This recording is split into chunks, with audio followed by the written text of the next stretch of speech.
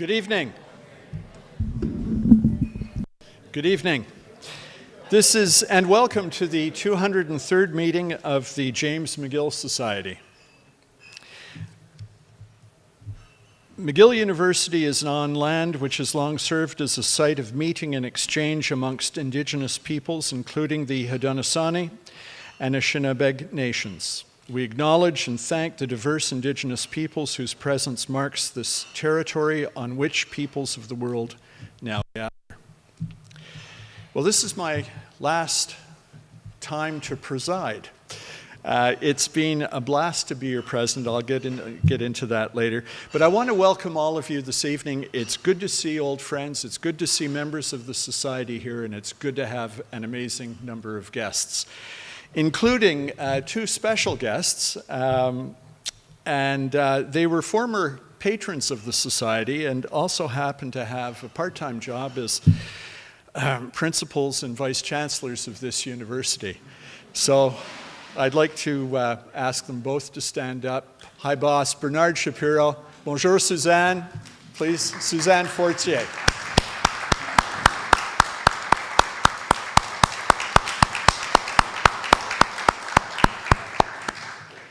This has set a record. We should have had the Guinness people here for their book of records.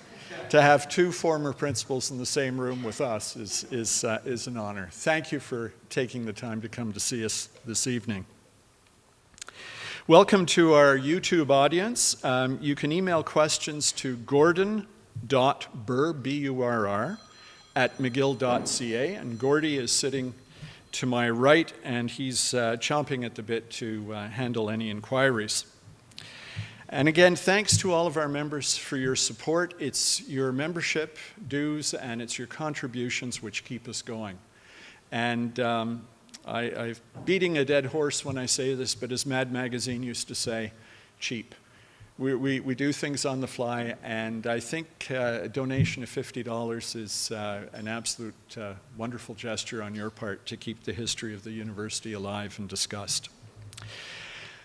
I'd like to give a personal thanks to the people who've helped me during my time as president of the society, to Peter McNally, our erstwhile secretary. Thank you very much. It's been a real pleasure. To Susan Button, who never tires of organizing us. Again, Susan, what can I say? Thank you so much. To Gordy Burr, who encouraged me to get more involved. I don't know whether to throw a bottle at you or say thanks, but I'll say thanks, Gord. Christopher Lyons, if you're here, thank you very much for your support. Wes Cross, thanks a lot for yours. John Childs, Jonathan Roy, and Stuart McCombie from McGill IT. Thanks a lot for helping us through some pretty tough times during COVID. But your attention to us and your energy and drive and enthusiasm did us wonders. Thank you very, very much. And you deserve a round of applause for that. You really do.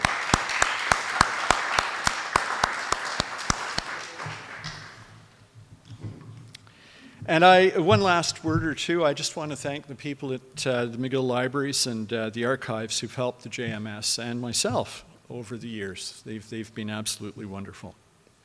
I'll now turn the mic over to Professor Peter McNally, who will talk about membership and finances along with Susan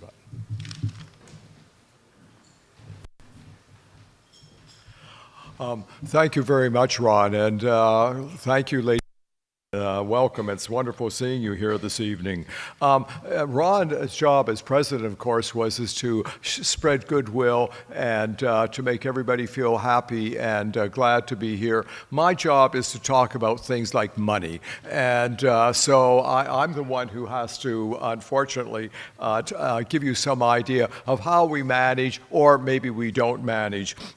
We've been extremely careful with our finances, and in fact, our great claim to fame was always that we knew how to balance our budgets, and but unfortunately this year it didn't balance quite as neatly as it has some previous years.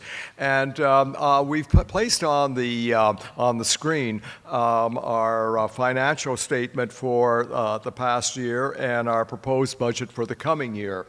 And you can see at the top what happened with the actual is that from our membership we got $5,900, but our expenditures were $14,000, which were rather heavier than usual. So that gave us an initial deficit of $8,400. However, if you go down one section further to the endowment income, you can see we brought in $5,300 in endowment money, so that reduced our deficit for the year to just slightly over $3,000. So the question is, why was this? Well, it was a number of reasons, one of which, of course, is the fact that we are now doing electronic, and we're having live streaming now and using YouTube, and this does cost a certain amount of money. Now, we think it's the right thing to do, and we hope that you also think it's the right thing to do.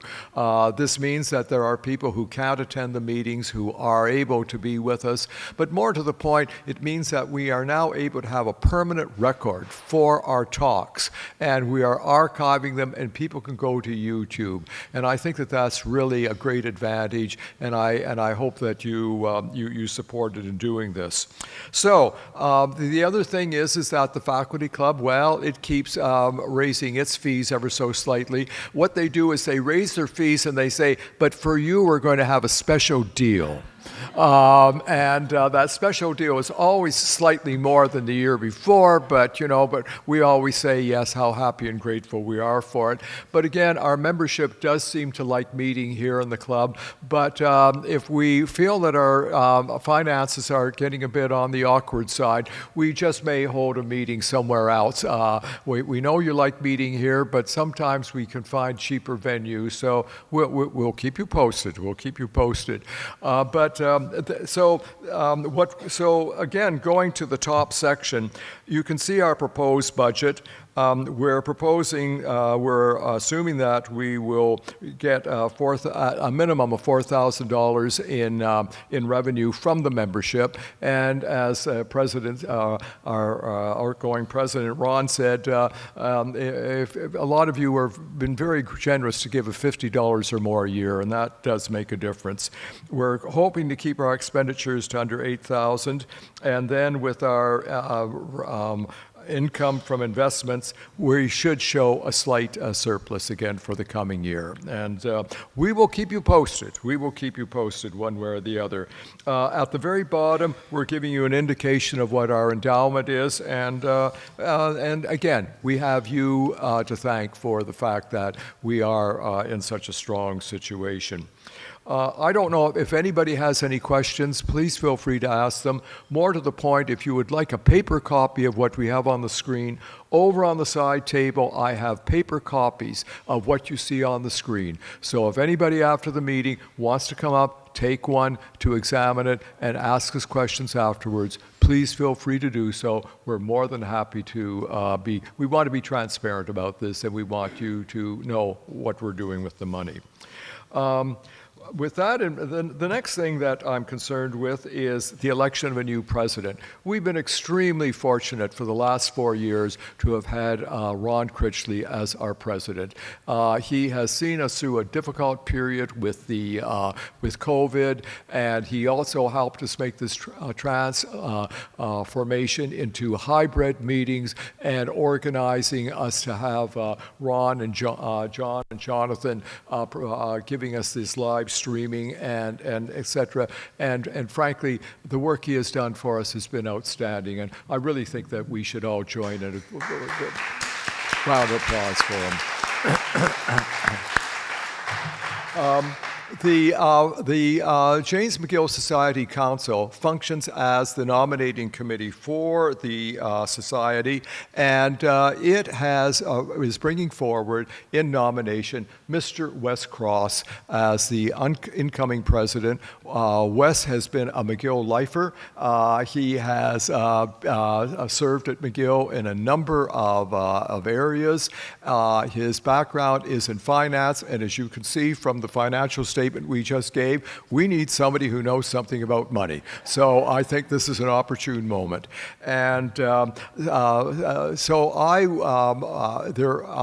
there are any nominations for incoming president from the floor, now is the time for a nomination to come forward. Is there a nomination from the floor? There being no nomination from the floor, I would ask that there be movers and seconders for Wes Cross to be elected our incoming president. Ron Critchley moves. Is there a seconder? Yes. Garfield de Curie at the back. All those in favor, raise your hands, please. Thank you very much. Anybody opposed? I'm going to say this was a unanimous vote of approval for our incoming president. Democracy in action is wonderful, don't you agree? Now, I think this is the moment where it's time for me to step down, and somebody who is much more personable than I can come up and speak. And this, of course, is our favorite membership chair, Susan Button. And I'd like you to welcome Susan, please.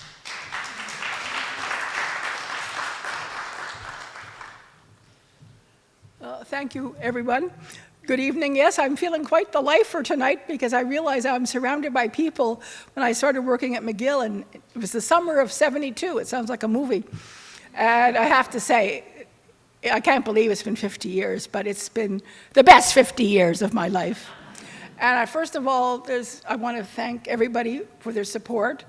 But this is the Stanley Frost annual lecture, and you know he was very, very important to me and very meaningful and impactful on my life.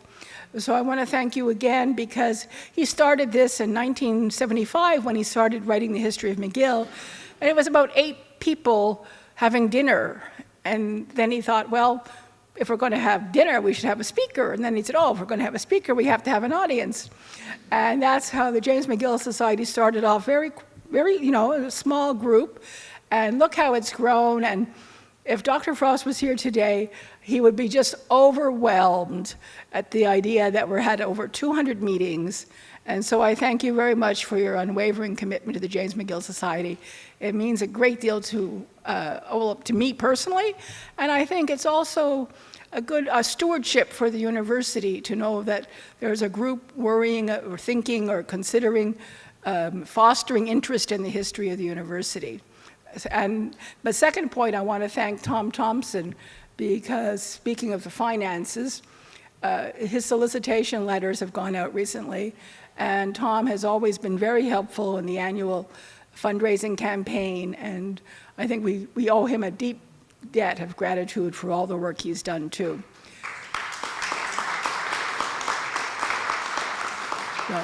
The membership is staying steady, but you have my name and my email address. Please, if you have any questions, send me an email and I'll be in touch. Thank you again very much for your commitment to the James McGill Society.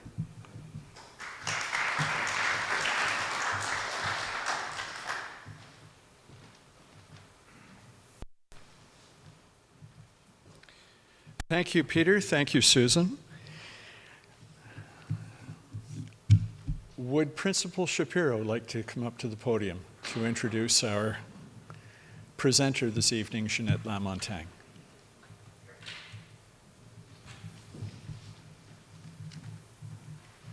Would you be more comfortable if I brought you the mic? Okay.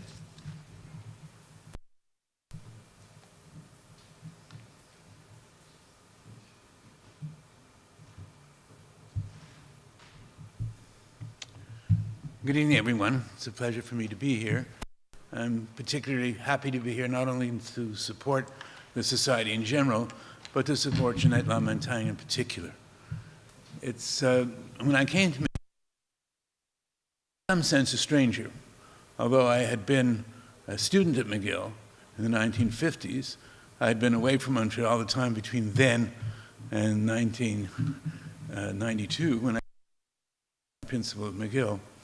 And so I didn't know many people. In fact, I sometimes didn't think I knew myself, in the sense that when I came into the arts building the very first day I arrived and saw my name at the bottom of the list of all the principals at McGill, it was hard to believe that I was Bernard Shapiro. It seemed to me something I'd never had in mind myself in terms of a future, but it turned out to be the best experience of my life. The 10 years that I was here were just absolutely outstanding. Part of what made it outstanding was there are so many people at McGill that produce twice as much as anybody can expect. As someone put it, actually my successor, Heather Monroe Bloom, put it in her opening remarks when she became the principal, McGill is a place that punches above its weight. And the reason it does is that we have so many colleagues that do just much more than anybody has any reason to expect. One of those colleagues is Jeanette Lamontagne.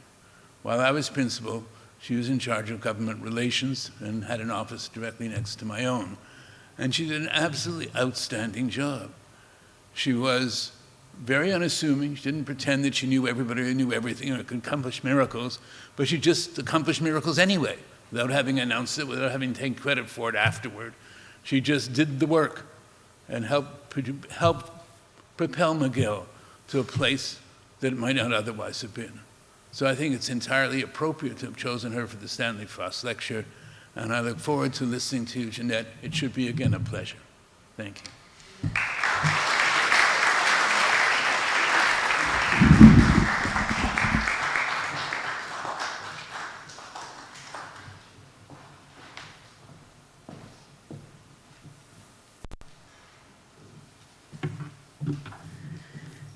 Thank you, Principal Shapiro, for these very kind words. Thank you to the James McGill Society to invite me to give the Stanley Frost Annual Lecture. Welcome to all of you here in the Faculty Club, and also to those of you in YouTube land. So, in my presentation, I'll be covering half a century. And I divided my presentation in five parts: graduate faculty, feasibility study in development cooperation, McGill International, government relations, McGill University Retiree Association, MURA. And so, during Expo 67, you may remember Charles de Gaulle's famous speech on the balcony of Montreal City Hall. Little did I know that this event would have a profound effect on my personal life. It was the beginning of a great rapprochement between France and Quebec, and both governments would invest massively in cultural, scientific, commercial, and industrial programs. A major component was dedicated to universities. In 1972, so 5 years later, I answered a small classified ad in Le Devoir. McGill was looking for someone with a good command of the French language. I thought, well, that's me. So I was interviewed by the great Walter Richfeld, the Dean of Graduate Studies and Research. The interview went well, and I became the coordinator of the France-Quebec Exchange Program. Faculty members at McGill responded to this program with great enthusiasm. Short and long-term visits by our faculty members to universities in France were generously funded in French students. Oh, good. That's a good idea. Thank you. Thank you, John. Sounds good. Okay. Is it on? Okay. Okay. French students on scholarship came to McGill to enroll in master's and PhD programs. In science, engineering, and medicine, McGill was very successful in having several projets intégrés approved, covering 3 years of linkages between McGill Labs and the CNRS, the Conseil National de Recherche Scientifique, to foster joint research and joint publications. A chaire de civilisation in Quebec literature created at the University de Strasbourg, which is there on the photo, was paired with McGill's French department, where our faculty members went to teach every year. Personally, I was overwhelmed by our dynamic academic staff and the breadth of research going on at McGill. In 1979, there was a debate going on in the university. Should McGill be involved in international cooperation with institutions in developing countries? Our faculty members were engaged in collaborative research with colleagues in the first world countries, and on this map, of course, they're the dark blue, painted in dark blue. You also see on this map the orange colors were the less developed countries, and in red, the least developed countries, and so that's practically half of the world. And an advisory committee chaired by the Secretary General David Burke was set up to look into the issue. Already involved in international relations, I thought this was a most worthwhile proposition to investigate. The advisory committee recommended the undertaking of a feasibility study, and I volunteered to carry out the 5-month project. I left my position in the graduate faculty and was replaced by my colleague, Lindsay Bignell.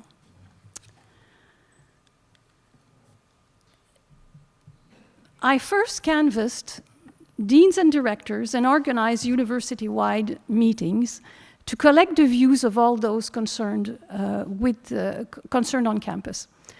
I had not anticipated such a level of controversy. One group felt that it was against the university's main research mission.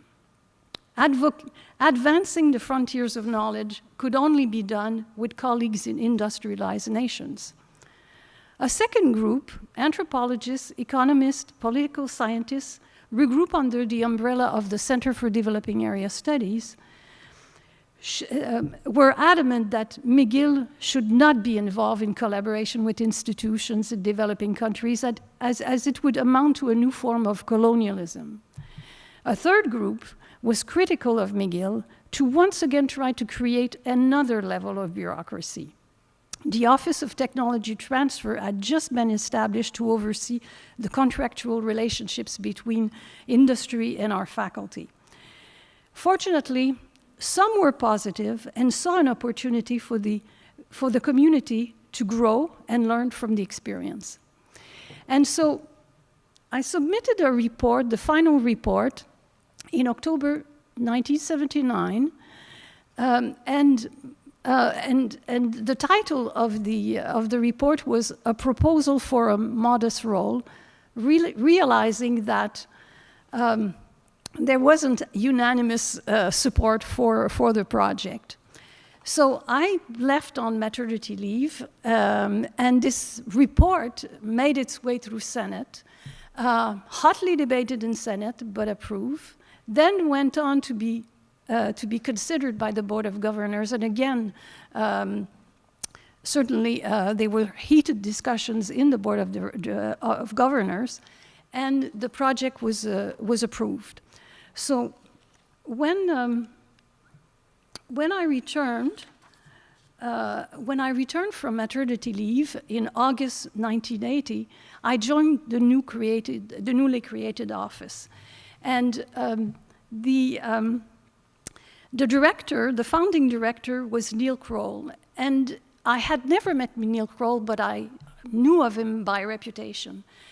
He was a very dynamic scholar in parasitology. The reason I hadn't met him is because he had gone away on a 2-year leave to do his MD. But he was the one who had actually brought the discussion on developing countries in the university. So Sadly, Neil Kroll, I was delighted to work for him and with him. Sadly, he died at 40 years old of a congenital heart disease, and this was a huge loss, not only for his family, but for McGill. McGill International was reported to the Dean of Graduate Studies, and at the time this was Gordon McLaughlin. And Gordon McLaughlin decided to ask his predecessor, Walter Richveld, if he would undertake the directorship of McGill International. And so it was sort of happy for me because it was an inspired choice. Walter Richveld was very interested in international relations, and he had always supported my work when I was in graduate faculty.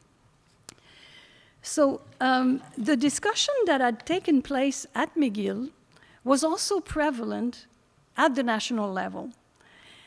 The Canadian International Development Agencies had already been created, and CEDA's role was to help the poorest populations in their most basic needs. The AUCC was lobbying CEDA to engage in a more sustained form of development through institution building. CEDA created an institutional development branch that would fund colleges and universities' activities in developing countries. Thanks to Walter Richveld, McGill International was granted a pilot seed grant designed to enable our faculty to develop projects with their counterparts in developing countries. So we at McGill had several projects going on. In fact, we awarded 43 pilot seed grants, resulting in 35 project proposals, of which 22 linkage projects were approved by CEDA. Here is a list of projects covering a variety of disciplines in different countries: the Caribbean, Latin America, Africa, and Asia.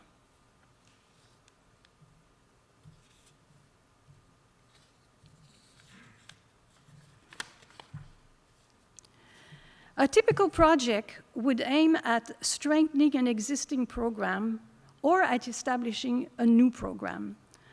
Over the course of 5 years, faculty members from abroad would come to McGill to acquire a graduate degree or to teach our students or to engage in joint research, while our faculty members went to the partner institution to engage in similar work.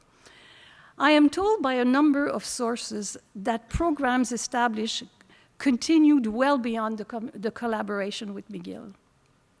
The interface with colleagues in these countries enriched the educational experience of our students and staff and made a significant and durable contribution to the institutions in these emerging countries. So when McGill International celebrated its 10th anniversary, 40 projects were going on, accumulating $50 million of grant from CEDA, involving 6 faculties: agriculture, arts, education, management, medicine, and science, in 24 developing countries. And this is the breadth of countries that McGill was in.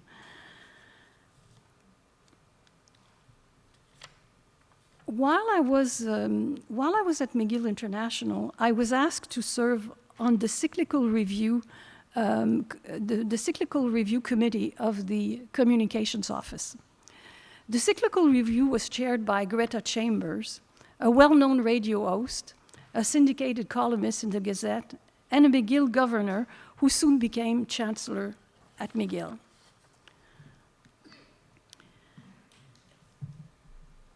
While reviewing the activities of the communications office, it seemed that the director of the office, Jean-Pierre Morin, often had to drop whatever he was doing to organize urgent meetings for the principal with either the premier, the Minister of Education, or another prominent cabinet minister. It happened so frequently that a recommendation was made that a more sustained relationship between McGill and Quebec be established. I felt particularly concerned and discussed it with Greta Chambers. I proposed to speak with Principal Johnson and offer to undertake a 2-month pilot project to see what could be done to improve McGill-Quebec relations. Jean Donifer, who was director of McGill International at that time, and Jean Donifer, you will remember, was a professor in animal science, released me for this period to carry on the project. Principal Johnston gave me the go-ahead for 2 months, and then the office was established permanently. So, Government Relations 101, what does one do? Well, bring cabinet minister and government officials on campus, promote McGill with decision makers, get support for special programs, seek funding for new buildings, and advance McGill issues. We wanted senior officials in government to feel at ease on the McGill campus. McGill was their institution, they should own it. Our mission was to inform them of McGill's wide-ranging contributions to the well-being of Quebec society, and Chancellor Chambers was keen on this mission and was a superb host for McGill. So this section I call La Grande Séduction. Cabinet ministers were invited on numerous occasions. Often when they published a white, beige, or green paper on government policy, we assembled faculty members who were interested in the subject for an in-depth discussion. We wanted to show that McGill was attentive and cared about their work. We invited the Education Commission, a bipartisan committee chaired by PQ member Louise Arel, and again assembled McGill scholars in areas of interest to the commission. The Quebec Liberals were in power when my office was created. In 1994, during the Quebec elections, we invited the Parti Québécois on campus. We organized a meeting at the Institute of Comparative Law with the brilliant scholar Paul-André Crépeau and his young colleagues. They explained that their research in the 2 prominent legal systems helped countries under the civil codes and those under the common law to relate, deal, and trade with each other. It was a very, very, very successful encounter. The PQ won the elections. The 4 PQ members who visited McGill, Jacques Brassard, Jean Garon, Louise Arel, Jacques Léonard, all became ministers in the cabinet, and especially Jean Garon became education minister. There was an institutional sigh of relief at McGill that the ice had been broken with this new government.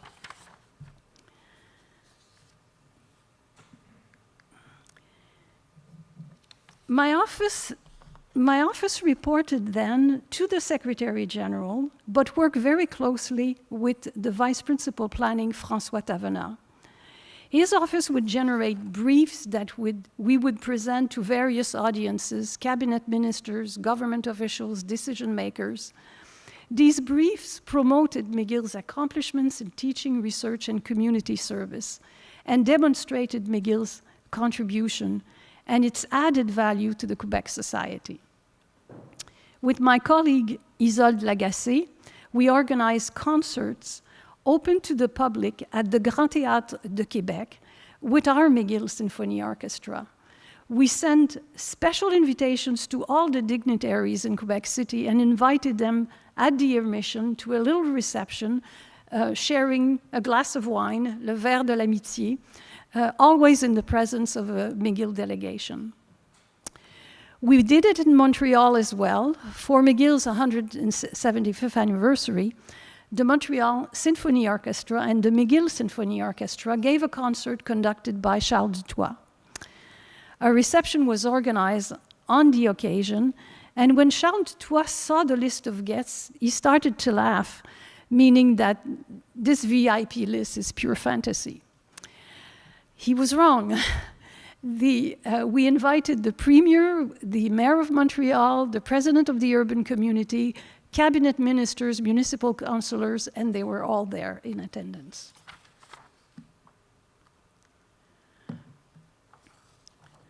You're probably wondering at this point what all of this great seduction leads to. I mean, does it lead to tangible support? And the answer is yes. One of my responsibilities was to match McGill needs with potential funding in Quebec. And we had great needs. There were special programs that were not exactly directly in teaching and research, but were a little bit beyond. And I have a few examples here. Funding for students with disabilities. We needed to buy a bus to help students with special needs go from one building to another. We needed technical and audiovisual equipment. Professor Lisel Urnansky in social work had developed a tailor-made program for social work, for providing a social work certificate in Northern Studies to be taught in the North to the Inuit students. And we wanted to have a house for First People so that our First Nation students had a place to drop in. So all of these were funded. And the key here is that you had to go and get that money. There was no program, no announcement saying, well, you know, it was more of in the realm of discretionary funds. And so if we didn't go and get the funds, we wouldn't have it. And regarding infrastructure, when François Thévenat came to McGill from Laval University, there happened to be at that time a downturn in the economy. Quebec introduced a plan d'accélération des investissements to jumpstart the economy. François Thévenat realized that many universities were getting new buildings, not McGill. And so an irate François Thévenat phoned the director of finance and equipment at the ministry. The response was, there are no McGill requests. And so that changed, and from then on, we made sure that McGill always had one or two building projects under consideration. And so, as you can see from this list, we were again very successful in our requests. I'd like to end this portion by raising two contentious issues. After the departure of François Thévenat, who became rector of Laval University, my office reported directly to Principal Shapiro and worked very closely with the Vice Principal Administration and Finance, Phyllis Efi, succeeded by Morty Yalowski.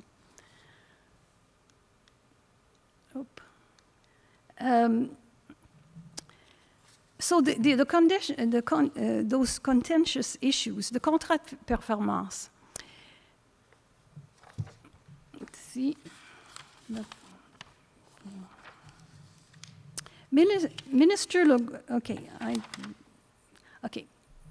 François Legault was recruited by Lucien Bouchard to become Minister of Education.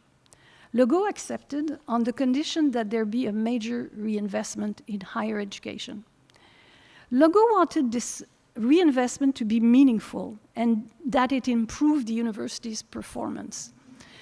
So the performance contracts were signed individually with each university. In McGill's case, the university agreed to improve its graduation rates at the postgraduate level. A reinvestment of $100 million over 3 years was awarded to McGill. Minister Legault also asked the ministry to update the funding formula.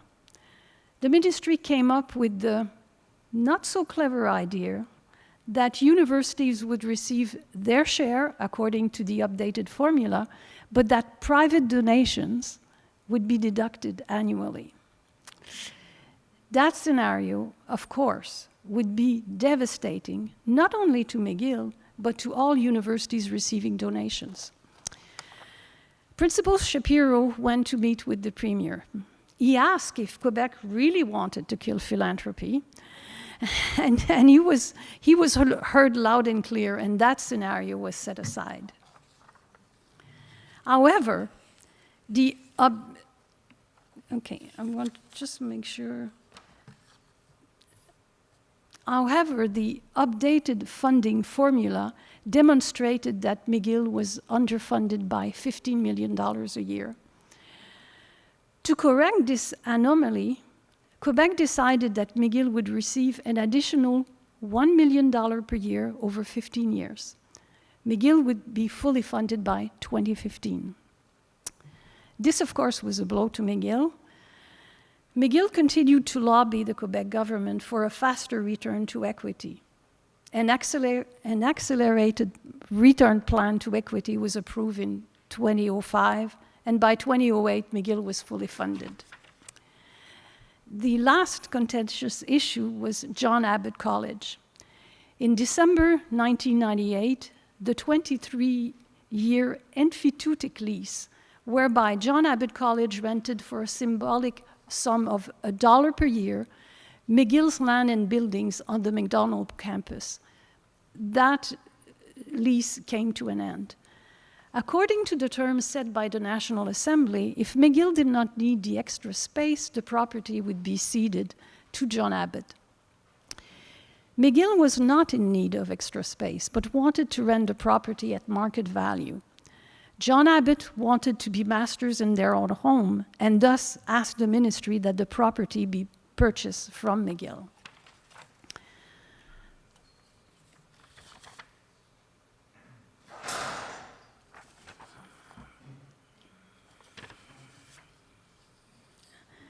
So again, Principal Shapiro went to meet with the Premier and asked why, since all of the network of CEGEPs had been created by buying property from the various religious institutions across Quebec, what was different here? And so a few weeks later, we received a call from the ministry. They wanted to resume the discussions, and the matter was solved to McGill's favor. And so the property was sold for $20 million, and we had an additional $2.2 million in interest, backdated to 1998.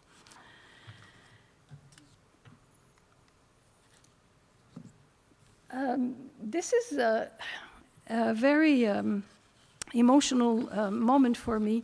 I had the privilege to be inducted to the Quarter Century Club by the principal and the chancellor, two people that I admired greatly and worked closely with. As you can see in this photo, the principal and the chancellors are smiling gracefully. I am standing, you know, they're stiff and rigid, overwhelmed with emotion, and fighting back tears. Nevertheless, this was a memorable milestone in my McGill years.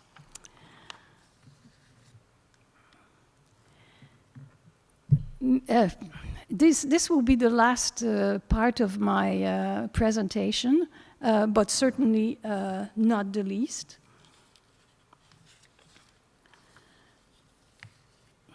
The McGill University Retiree Association, 2014. So some of these people are familiar to you. Professor Gary Sankaran from mathematics, Gary for short, was chair of the Retirees Affairs Committee of MAUT. Ron Krishley at that time was in management and president of MUNASA. They had an idea that there should be a McGill Retiree Association. They went to meet Principal Suzanne Fortier to discuss the project, and she assured them of her support. Gary and Ron, with the help of a small committee, put together a list of retirees and organized a meeting in November 2014 to discuss the project. Nearly 50 retirees showed up at the meeting and endorsed the idea. Gary had spoken to me before and asked if I would agree to be interim president. That idea appealed to me immensely. I had retired from McGill in 2007, and whenever I came on campus for activities and an event, I felt uneasy. I had spent 35 years at McGill, and now I was just a visitor. So I had sort of a pincement de cœur every time I came on campus, and I'm sure many other colleagues felt like me. And so an interim board was formed at the November meeting and worked diligently to set up the association.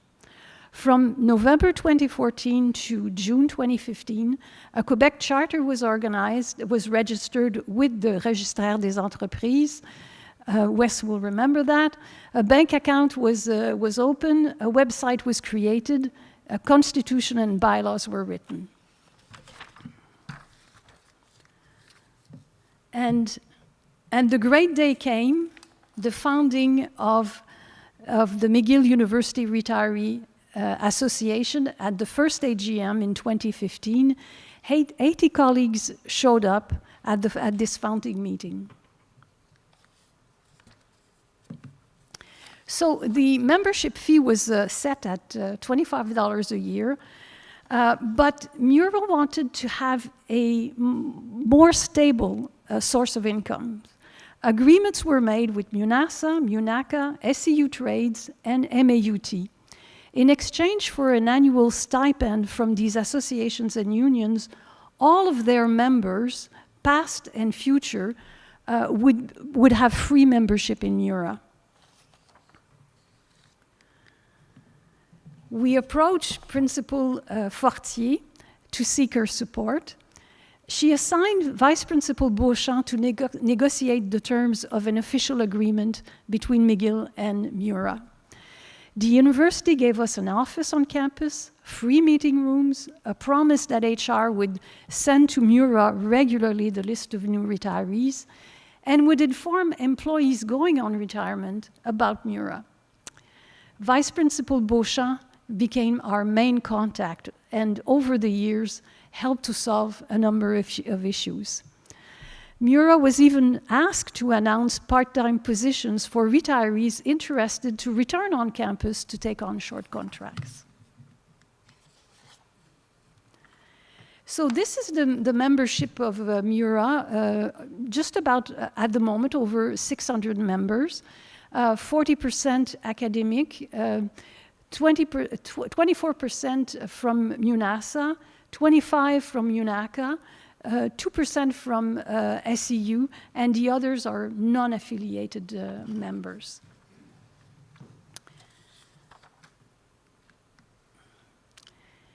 Principal Fortier agreed to host an annual reception for new retirees and invited Mura executive to meet with them and to say a few words about Mura to recruit.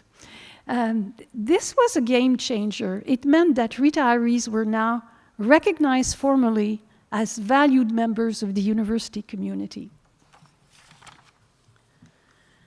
So Mura, what does Mura do? So Mura has several activities, book clubs. In fact, we have 3 book clubs, 2 in English and 1 in French.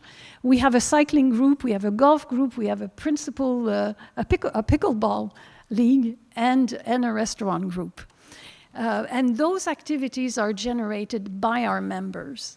And Mura organizes events, concerts, visits to museums.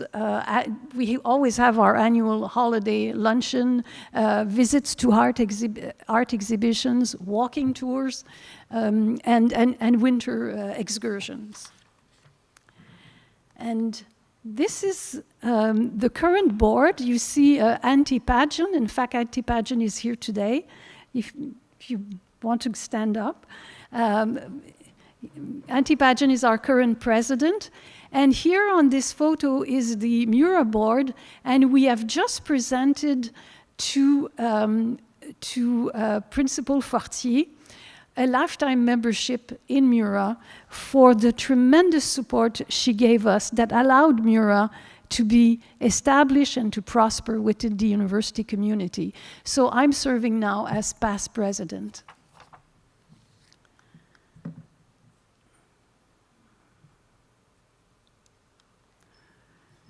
Finally, Mura, one community, one voice for all retired employees, McGill employees, under one umbrella. It is said that to be successful in retirement, one needs to have good nutrition and to engage in social and physical activities. And so that is what Mura offers. And so here is the address of our website, and I urge you to join if you haven't done so already.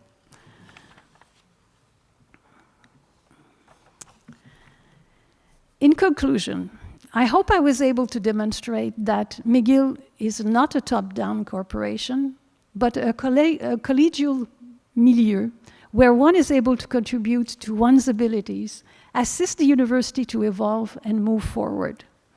Thank you.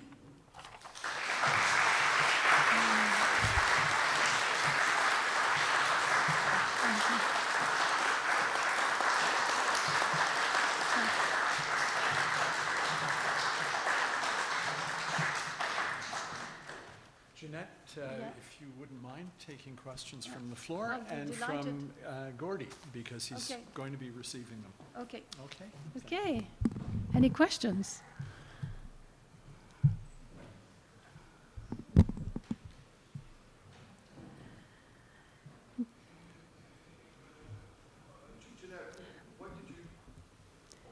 I have the microphone. Yeah. If it's working. Neil. My name is Neil Stewart. How much of La Grande Séduction took place in this building? How much was the faculty club? This was of course a choice destination, certainly for the luncheon, but many of this Grande Séduction took place in actually the departments and faculties, because the idea is we wanted to show our faculty members in action in their own decor. And this is, it's a wonderful place, but sometimes it's not, it's better not to show it too much, in the issues that we were discussing. Yes. Mm-hmm. Oh, Peter. Thank you very much, Jeanette. That was very interesting, very informative. But I'm intrigued. Who is Jeanette? How you talk with your coming in 1972, but what happened before 1972 that, in terms of your background, education, experience, that permitted you or gave you the background and the confidence to go forward to do everything you did? Because you obviously just did not spring from the forehead of Zeus. Well, it's a good question, because in the end I was destined to come to McGill. So I was working for the Executive Development Institute, which was a creation of the Board of Trade, which provided courses to management people in the evening. So I was executive assistant of the director. And a few years after I came to McGill, the director, Bill Ellis, invited me for a lunch and said, well, I'm going to join you. And because now the Board of Trade realized that there was no need for them to give these evening classes in management using the case method, that it was very well done, at Concordia and McGill. And so the Executive Development Institute moved to the Faculty of Management. So I was destined to come here. Yeah. Yes. Oh, Debbie. Always have a question. Yes. Yeah. As a language person, there's one complaint, lots of kudos, but one complaint, and that is, did you call yourself a lifer, or was that what we called you? Because a lifer sounds like you've been in a prison sentence for the last 40 years. And I'm thinking that McGill actually allowed you to fly, and you've obviously had a grand épanouissement. And so the lifer word is not a good word in my book. Okay, I agree, but to me, I use it in very lightly. But when I tried to translate the title, well, in fact, I just Googled. And, it means like a prisoner in a penitencier. So I thought, no, that's not a good translation. I'm not going to use that. So yes, you're absolutely right, Debbie. Absolutely right. You need another name. Okay. Okay, thank you. Thank you. Any other questions?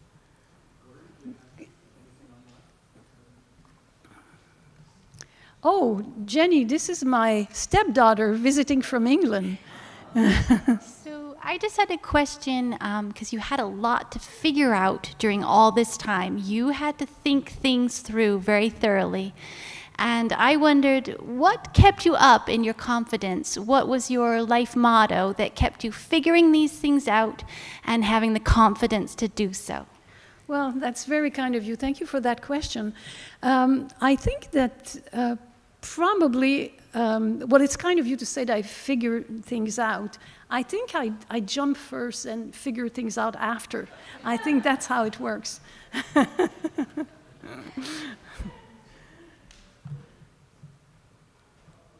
So, any other comments? Ah.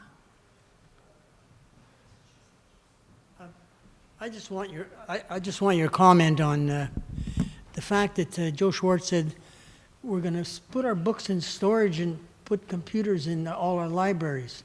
Now, you retirees, we live by books, and I was kind of confused, and I still am.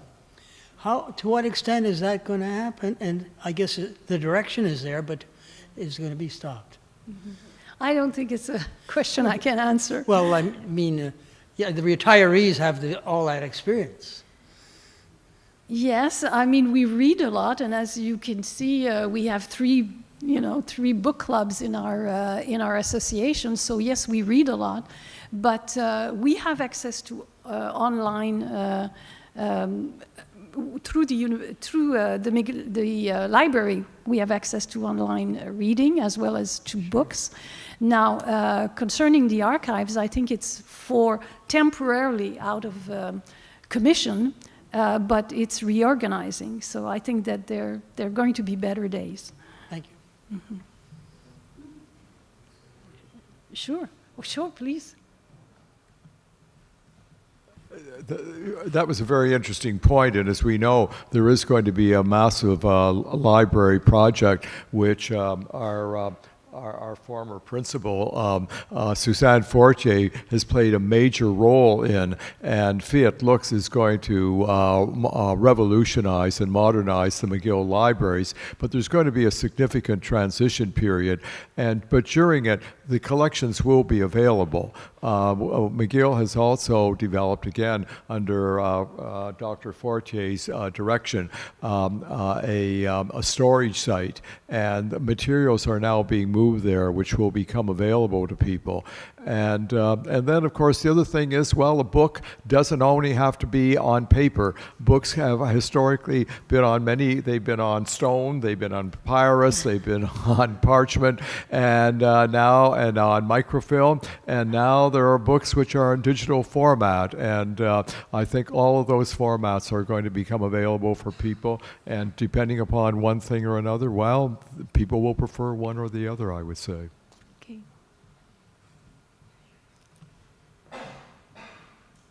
Okay, so I think that's it.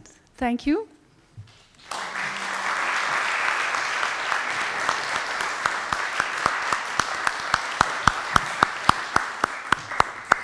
Well, Jeanette, thank you very much. That was terrific. It brought back some memories, I think, for every one of us in this room. And just seeing people we worked with and said hello to, or what have you, it was absolutely wonderful. Thank you. I'd like to call upon Suzanne Fortier to say a few words.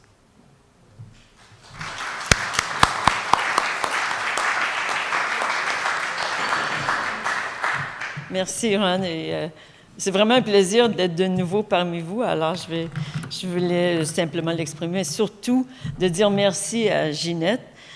Ginette, you took us on a really fantastic journey over the 50 years of your career here at McGill.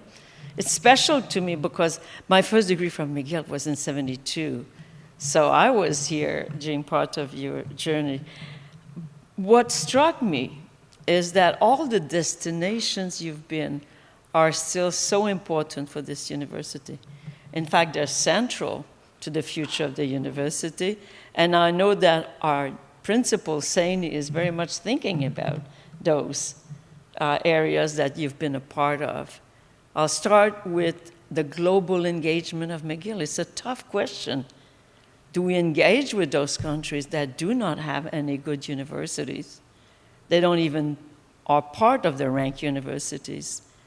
But what it means is that their young people have not access to quality education in their own country. And what are the rest of us going to do about this? Are we going to help, or are we going to say no? It might lower our own rankings, so we better stay away. These are still central questions, very, very important. And then you talked about the engagement, the relationship with Quebec. I don't think we'll ever stop talking about how we can relate with Quebec. It's still very much something that we need to work on and think about every day. La grande séduction, yeah, we can seduce once in a while for short periods, but let's never take it for granted. The grande séduction has never given us the long-term marriage that we might have hoped for. We still have to do a lot of work to continue making the case that McGill is very much part of Quebec. It was born here, it has grown here, it contributes to this province in so many ways, but bon, pour des raisons que l'on connaît tous, on est souvent vus comme des étrangers. And so we have to continue to work on this. And of course, you talked about the contentious issues. Bernard had to deal with quite a few of them and made the trip to Quebec City. I've had to do that too. I'm sure Principal Saini will have to do that too. We'll continue to have those contentious issues. I want to tell you a little story, very, very briefly. A person I know is a sailor, and he sailed his boat across the ocean several times, and at one point had to go through an incredible storm with these, I don't know how many meters waves, and the storm lasted for many days, and I said, how can you do that? How can you ship for through a 3-4 day storms? And he said, you know, I know my boat, I know my ship. It's a very strong ship. It will never sink. What would sink the ship is the crew. Not the ship itself will never sink.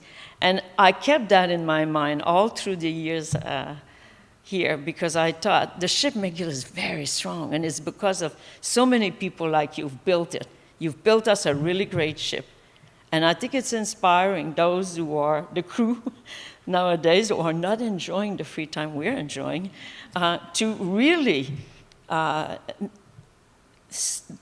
keep their nerves, stay focused. They will get through any of the contentious issue and any storms we'll have. Of course, COVID is one of those that we've had recently, so we know that. And of course, this great society that you started, you were the first president. I have to tell you, she showed the picture of the party in the office of the principal. This was, I hope you noticed at the time, 2019, pre-COVID. So we could be plenty of us in the office, and we could chat and talk and eat and drink. It's the best party there's ever been in the office. We had not thought about it fully, but you know, when you retire, why should you leave the party if you're having fun? You don't have a class to prepare. You don't have a piece of work that you know you want to do before you get to the office the next day. Hey, you can just enjoy yourself. And it was the best party and the longest party we've ever had.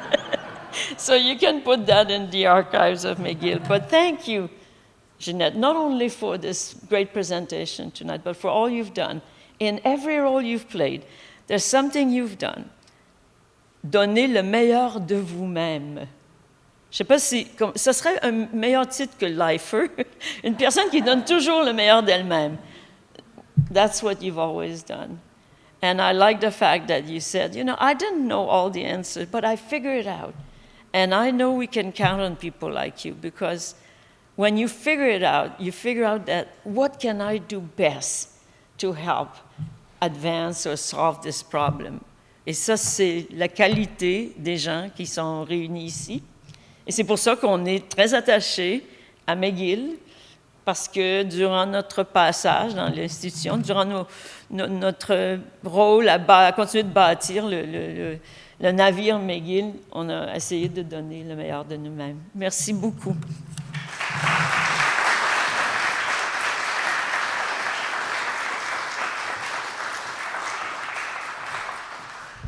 Merci, Suzanne. On a personal note, Jeanette, I didn't know you at the time, didn't know what you were doing, didn't even know the office existed, or maybe saw it in the telephone book for the university. But I was asked to go to what I used to refer to as the Salon d'Éducation, the Salon d'Éducation in Place Bonaventure. So I got dressed up and told my wife I'd be home very late, and I went and I sat at the university kiosk, and I was alone. And to my horror, the Péquiste Minister of Education, Madame la Ministre, came to the kiosk. And she leaned over and she asked me, what is this? What is that? And she was surrounded, of course, by her aides, her journalistic, her runners, okay? Her press people and whatever. And of course, the cameraman. But the thing that got me about that encounter was that she showed a genuine interest in what we had on the table. And it was just an array of pamphlets.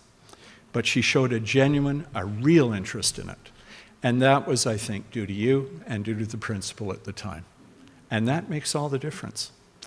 So in closing, without too much ado, I just want to quote a couple of, I think, great historians. One of them is E.H. Carr, who ran afoul of his bosses both in the British Diplomatic Corps and at the Times of London, and managed to even get George Orwell mad at him. But E.H. Carr wrote this after talking about how people write history and think about history and blame people in history for doing certain things. He said, "Let us therefore reject the notion of the historian as a hanging judge and turn to the more difficult but more profitable questions of the passing of moral judgments not on individuals, but on events, institutions, or policies of the past. These are the important judgments of the historian. And those who insist so fervently on the moral condemnation of the individual sometimes unconsciously provide an alibi for whole groups and societies. And Sir David Cannadine said this. He said, "The past is not a place for the squeamish. You cannot hug your way through history, and it is a mistaken idea to try." And I think we should ponder these things the next time we read about our society and other societies and ask the tough questions. Thank you very much, and without further ado, your new president, Wes Cross.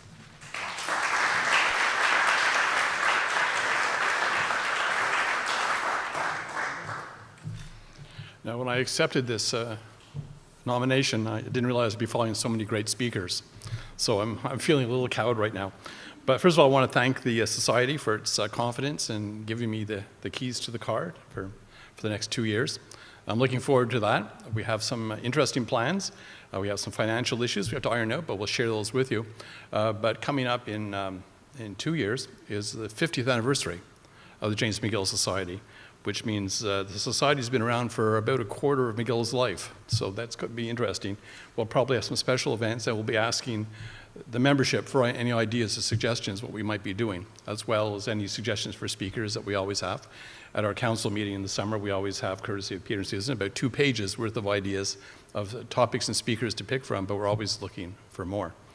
The reason I agreed to undertake this task was, first of all, the leadership of Ron Critchley, who was the first person to do it 4 years in a row, 2 terms, in very, very difficult times. And I'm sure there were times where the confidence was a little shaky as to what would happen with COVID, and you not only managed it, you stayed on an extra 2 years to see us all the way through that. So that should live on in the annals of society. Also want to thank Peter and Susan. I would not take this job if I heard that Peter and Susan were not available, at least in the back seat of the car. I was given the keys to drive to assist and do much of the work, and such a good job as well. I'm also very pleased to see the 2 ex-principals here, 2 of the ex-principals. I'll remind Dr. Shapiro, it was 20 years ago, you gave a presentation called McGill's Third Beginning to this society. So we may ask you back to mark us on how we did in the 20 years in between and what you expected. We all have alibis, so we're not frightened. I'd also like to remind everybody the next meeting is November 13th. Daniel Bellon will be talking about more development Canadian and the MISC. We've heard about MISC before, but this will be an update. It'll be very exciting things happening there as well. And we also ask, as always, on behalf of our membership, Chairman, continue to support us. A quick story, I was delinquent in my donation fee because sometimes if you go to Martlet to do it online and you say, could I have an annual donation forever until I tell you, sometimes it stops. And in my case, it had stopped. So I believed I was up to date, and I would have to turn down the nomination if I was not in good standing. But on the weekend, I corrected that. So just make sure that if you have automatic annual donations, which we really appreciate through Martlet, double check that it makes sure that's happening, because it may not be. With that, do we need to move to adjourn, or I can just say everybody, I can just say bye-bye, so I'll do that. So everybody, thank you very much for coming.